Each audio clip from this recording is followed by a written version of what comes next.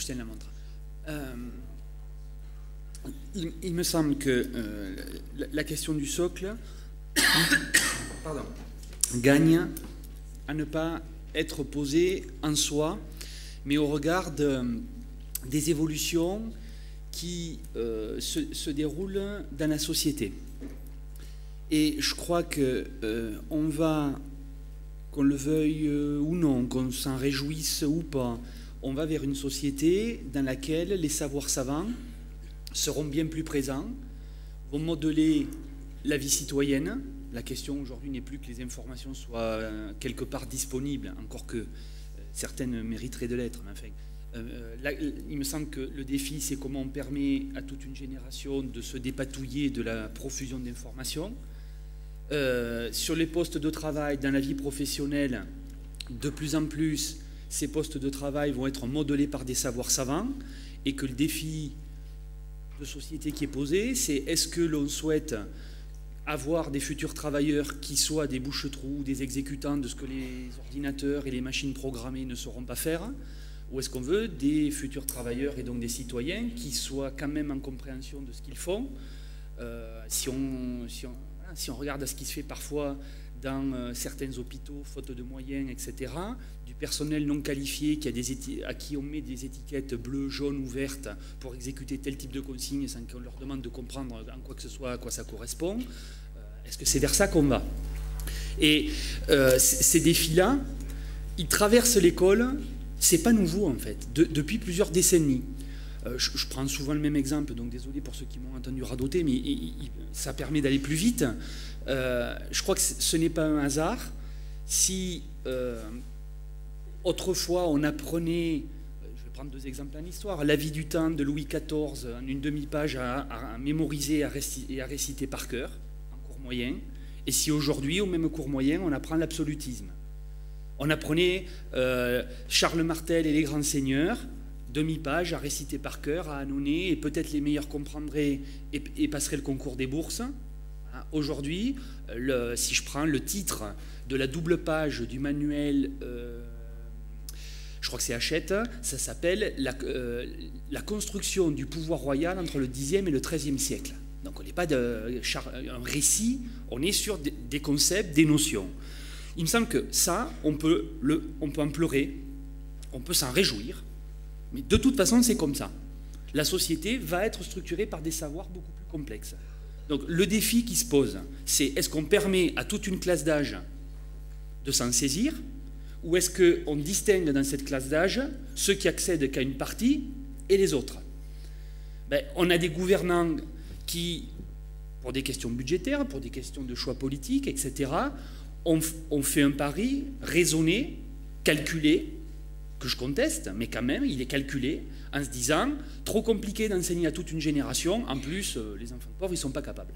C'est pas tout à fait dit comme ça, mais rappelons-nous quand même que le rapport Tello, en 2005, commençait dans sa première version, après elle a été édulcorée, elle a été toilettée, elle commençait par faire le constat de ce que tous les enfants n'apprenaient pas, et donc il fallait gérer l'échec et pas y remédier. Voilà.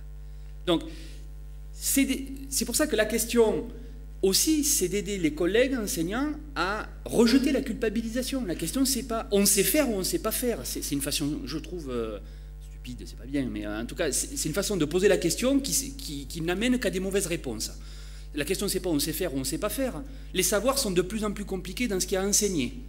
On accueille toute une génération, et pas seulement les enfants des classes privilégiées. Donc déjà, l'écart est plus grand. Et en plus, on veut, et j'espère bien qu'on va continuer à vouloir, faire réfléchir tout le monde et pas seulement réciter, même s'il faut réciter pour stabiliser. Et donc ce défi-là, il est plus complexe. Donc, soit on fait l'autruche, c'est un peu quand même ce que les politiques publiques ont fait pendant quelques décennies. Les exigences montaient, on accueillait tout le monde, l'écart allait croissant, on disait aux enseignants, débrouillez-vous, le problème. Donc soit on fait l'autruche, je pense qu'on est arrivé au terme de ce moment-là, ça ne sert plus à rien. Soit on tranche dans le vif, c'est ce que font nos gouvernants. Le socle commun, en fait, on peut pinailler sur les frontières, mais quand même, c'est couper le programme en deux entre ce qui est obligatoire et ce qui ne l'est pas. Surtout à un moment où, en supprimant le samedi matin, donc un neuvième de la scolarité, soit l'équivalent d'une année scolaire, sur les 9 ans de primaire, en supprimant du temps, en rajoutant de l'enseignement des langues en primaire, en rajoutant de l'histoire de l'art, en rajoutant ceci, en rajoutant cela, la boîte est réduite et on y fait rentrer plus de choses. Et hop, on le fournit en 2005, la solution aux enseignants pour dire, ben voyez, c'est pas la peine de l'enseigner à tout le monde, ça s'appelle le socle commun. Je pense que tout ça est raisonné, c'est calculé. Maintenant, il me semble que ce n'est pas seulement ce travers-là, c'est l'individualisation des apprentissages au travers de la notion de compétence, qui ne date pas que de ce gouvernement quand même, mais qui accélère singulièrement les choses. Qu'on travaille à aider les élèves sur les façons de faire avec les savoirs est quelque chose d'indispensable. Ce que je critique dans l'idée de compétence, c'est que l'idée de compétence, c'est disjoint de la notion de savoir. Or, si on prend les évaluations 6e telles qu'elles étaient avant, et qu'il y a un item d'évaluation qui était, si je me rappelle bien, l'élève sait ou non accorder les temps dans un texte, comment on évalue un élève d'un côté qui a tout écrit au présent, qui en quelque sorte ne s'est pas cassé la tête, et qui sait donc manifester la compétence à tout écrire dans un temps cohérent. Et un élève qui s'est risqué à écrire un texte au passé en jonglant entre différents temps, voilà, comment on évalue cette compétence indépendamment des savoirs qui sont en jeu? Je crois qu'en fait c'est du pipeau, voilà, pour dire les choses telles que je les pense. Bien sûr, il ne suffit pas de réciter les temps pour savoir les utiliser, que se manifestent des dispositions, mais c'est comment ces capacités de mobilisation des savoirs, on les connecte au savoir et pas disjoints. Autrement dit, j'ai épuisé mon temps ou pas? 5 minutes hein?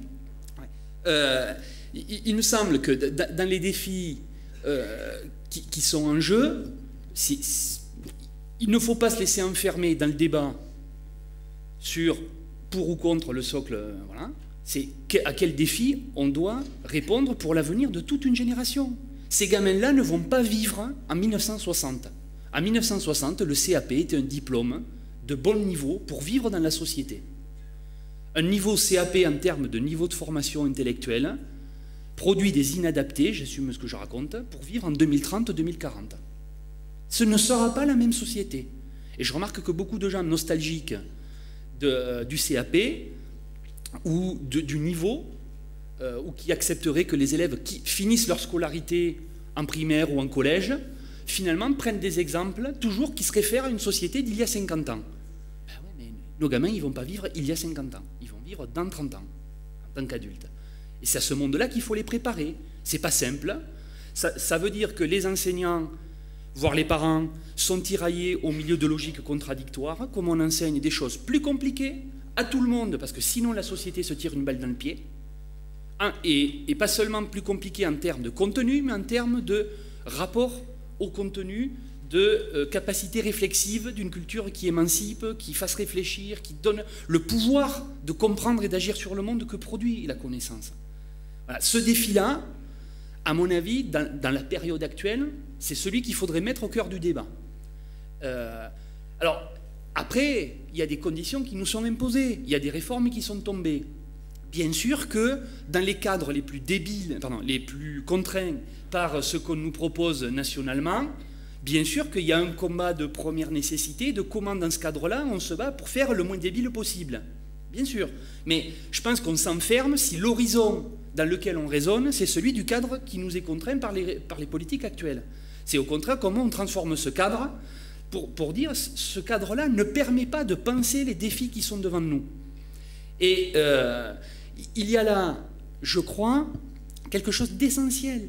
Parce que finalement, ce qui se joue autour du socle commun, je crois que ça ne se joue pas que pour le primaire et le collège. Ça se joue pour toute la scolarité, mais aussi pour, finalement, l'avenir des futurs êtres humains.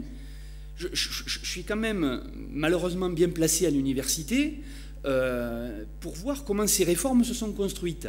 Donc, je vais citer très rapidement une étude qui est celle produite par le CEREC, un organisme qui est en voie de disparition. Enfin, moi, je ne vais pas faire la liste de tout ce qui va mal en ce moment, sinon on est mal barré, mais qui travaille sur le lien emploi-formation, etc. Et qui montre que depuis la mise en place du DIF, dans les 15 années qui ont suivi, le nombre de salariés qui a bénéficié d'une formation payée par le patron, contrairement à toutes les idées reçues, ce nombre a été multiplié par 2. Ce qui veut dire que, contrairement à ce qu'ils nous racontent à longueur d'onde, les patrons ont besoin de gens formés.